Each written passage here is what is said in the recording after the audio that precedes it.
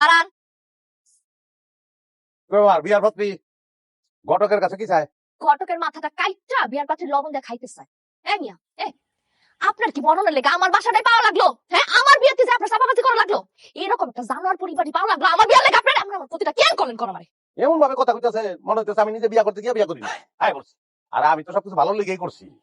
সামান্য দই লয়ে যদি গেলাম লাগে আমি কি করবো? দইয়ের দায়িত্বটা ঘটকরে দিতে চান না? হ্যাঁ, আপনার লিগে আমি তো মাইরও খাইতে লইছিলাম, লাভ হয় নাই।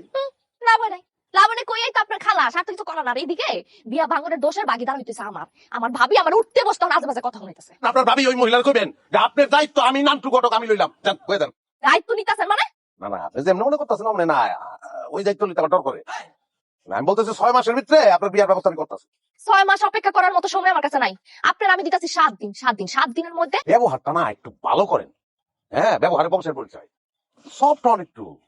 শুনেন, মানুষ কিন্তু কঠিন পছন্দ করে না, সফট পছন্দ করে। মানুষ দেখবেন মাংসটাকে আড্ডিটা পিঠা পেরে বলা যায়, কারণ আড্ডি হলো কঠিন। একটা নারী, আপনি নারীর চরিত্র তো স্নিগ্ধ, কোমল, শান্ত। স্নিগ্ধ কোমল শান্ত থাকছি আমি। এই স্নিগ্ধ কোমল থাইকাই আপনারা আমার প্রথম বিয়াটা ভাঙছেন। এখন আমি থাকতে পারবো না। আমার বিয়া ডাউন স্যার, আপনি আর কাউরে বিয়া দিতে পারবেন না। আমি সাফ সাফ আপনার কয়ে গেলাম, সময় মাত্র 7 দিন।